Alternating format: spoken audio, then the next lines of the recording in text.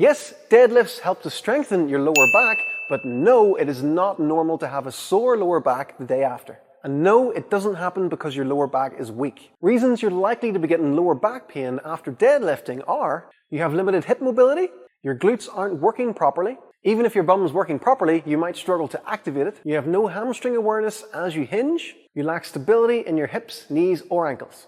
With that being said, here's an awesome warm-up that you can use to prime yourself for your session and also increase your body awareness long-term so you can get the gains from the deadlift that you deserve.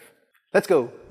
The first exercise is going to be the deep lunge rotation. So what Jenny's going to do is set up in a nice long lunge position here, making sure that her shin is vertical like this. She then reaches up to the sky and gets that upper back nice and open, and then slowly brings the arm down, trying to get the elbow down beside her heel. If your hips are very stiff here and you're not able to get that elbow all the way down, that's going to hinder how well you're actually going to be able to get into a good hinge position and use your hamstrings. So it's really important that you get good at this exercise. Really good to open up the adductors and improve your deep hip flexion. Once you've done 5 on one side, you just swap it up and do 5 on the other side. Taking your time nice and slowly, and if you find you're not quite down to the floor with each rep, you're trying to breathe out and get a tiny bit lower. Next, we're going to lie ourselves down and we're going to work through the glute bridge. Now, you're trying to apply this to your deadlift, so here's how we're going to think about it. So Jenny's going to bring the hips up.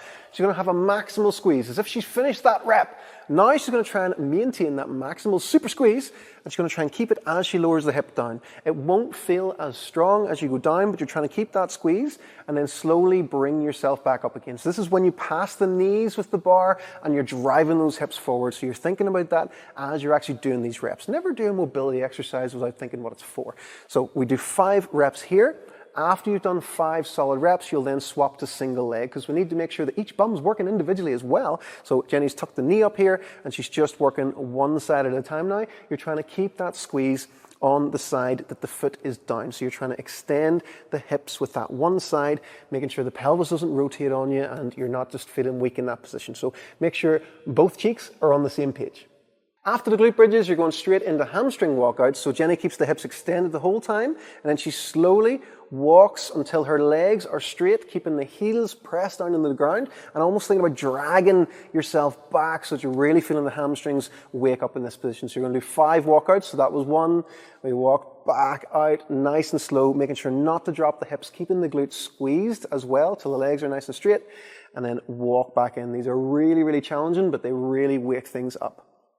The last exercise in the circuit is going to be the single leg deadlift with your empty barbell before you get stuck into your sets. Jenny's going to reach the hips back and away, making sure to load the hamstring, not twist the body, and make sure to keep the balance and go nice and slow. So this is really for the foot stability, ankle, knee, hip stability as well.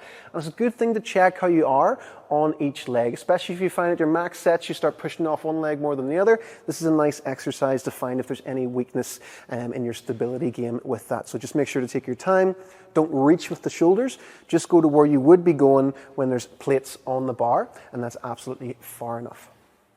The full circuit is going to be 5 deep lunge rotations each side, 5 solid super glute bridges, 5 single leg glute bridges each side, 5 hamstring walkouts, and then 5 single leg deadlifts on each side. You're going to repeat this for 2 full rounds. This warm-up is great and effective for the deadlift, for whatever issues you may have, but if you want to get a full body assessment for your mobility, definitely head over to our site, tommorrison.uk, and check out the Simplistic Mobility Method.